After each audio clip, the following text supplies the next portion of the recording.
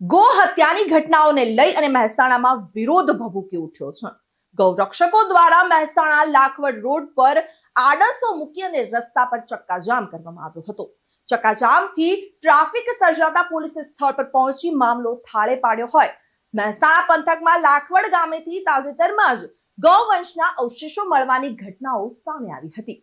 ગૌરક્ષકોએ આ સમગ્ર ઘટના મામલે ભારે વિરોધ જણાવતા જ મહેસાણા લાખવડ રોડ પર આડસો મૂકી રસ્તા પર ચક્કાજામ કરી દીધો હતો।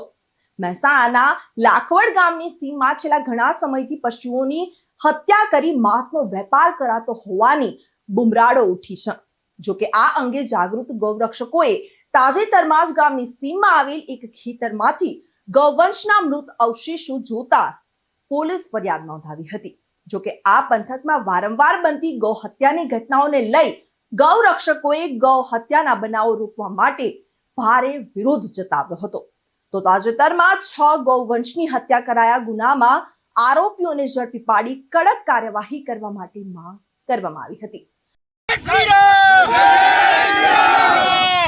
22/6/2024-25 ના રોજ જે ગૌ રક્ષકોએ જે ગૌમાંસ પકડ્યું હતું, જેમાં પોલીસ અધિકારીઓએ આપણને 24 કલાકનું અલ્ટિમેટ આવેલું, પણ હજી સુધી કોઈ આરોપીનો પત્તો નથી। અમુક અધિકારીઓને આપણે સમાચાર લેતા એમને એમ કીધું કે આજે ઇલેક્શનનો બંદોબસ્તમાં છે, શું ઇલેક્શનનો બંદોબસ્ત જરૂરી છે કે ગામમાં સનાતની પ્રેમીઓના કરુણા ભાવ દેશભાવની લાગણી દુભાઈ રહી છે, એ મહત્વનું છે। તો હું આપને પોલીસ અધિકારીઓને નિવેદન કરું છું કે બને ત્યાં સુધી જલ્દીમાં જલ્દી આરોપીઓને પકડે, નહીં તો આ આંદોલન સક્રિય રાખવામાં આવશે। જય જય ગૌ માતા। મેઘાણામ નહીં, ગુજરાતમાં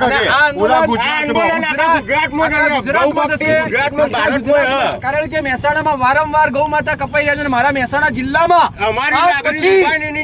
ગૌ માતાની હત્યા થવી જોઈએ।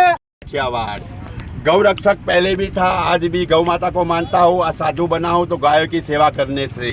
और ये भाई है, हम दोनों पुराने मित्र हैं, और ये भी अनंत भाई भी गौरक्षक है। सब आप भी गौरक्षक हो, जो गाय को मानते हो, तो भारत माता को मानते हो, तो आप हमारे साथ रहो।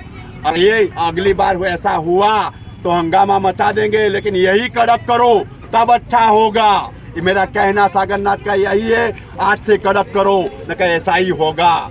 गुजरात में ऐसा ही होगा आदेश, पर ऐसा होना नहीं चाहिए। जय गौ माता, जय भारत। રિપોર્ટર તરુણ પ્રજાપતિ સાથે ચક્રવાત ન્યૂઝ મહેસાણા।